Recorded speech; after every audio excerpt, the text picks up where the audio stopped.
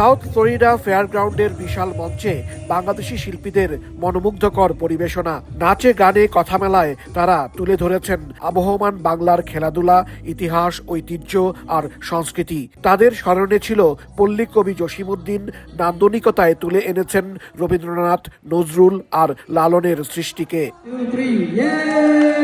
Bangladesh association of ফ্লোরিডার আয়োজনে Asian expo food and cultural শোর অন্যতম সহযোগী ছিল নেপা হোলসেল। মঞ্চে ৩০ বছরের উৎসবের কেক কাটা হয় সাড়ম্বরে। দ্বিতীয় দিনে দর্শনার্থীদের উপস্থিতিতে সন্তুষ্ট আয়োজকরা। আমরা খুবই সুন্দরভাবে প্রোগ্রামটা সাকসেসফুল করার চেষ্টা করতেছি এবং সাকসেস হইতেছে।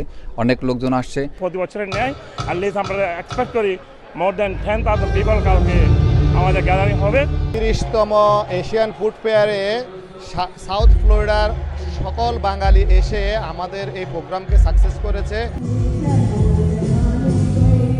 এশিয়ান এক্সপোর সাংস্কৃতিক আয়োজনে নতুন প্রজন্মের অংশগ্রহণ ছিল চোখে পড়ার মতো। উপস্থাপনা থেকে শুরু করে সাংস্কৃতিক বিভিন্ন পরিবেশনার নেতৃত্বে ছিল তারাই। অ্যামেজিং। আমাদের বড় শিল্পীরা আসছে ইন্ডিয়া আর বাংলাদেশ থেকে। বাচ্চাদেরকে আগ্রহ দেওয়া, বাচ্চাদেরকে এগিয়ে নেওয়া, কালচারটাকে ধরে রাখা, সেটাই আমাদের এন্ড গোল।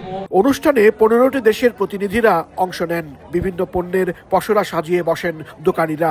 বাংলাদেশ থেকে এসেও বিভিন্ন ডিজাইনের শাড়ি বিক্রি করেন কেউ কেউ।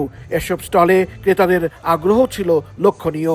অনুষ্ঠানের মিডিয়া পার্টনার সময় সংবাদ। ইন্ডিয়ানরা, পাকিস্তানিরা বলছে বাংলাদেশে এত সুন্দর কাজ হয়, আর দিস রিয়েলি ফ্রম বাংলাদেশ। আমার ওই মানে প্রাউড একটা ব্যাপার, মোমেন্টটা ক্রিয়েট হচ্ছে। সবাই যার যার কাছে ব্যস্ত।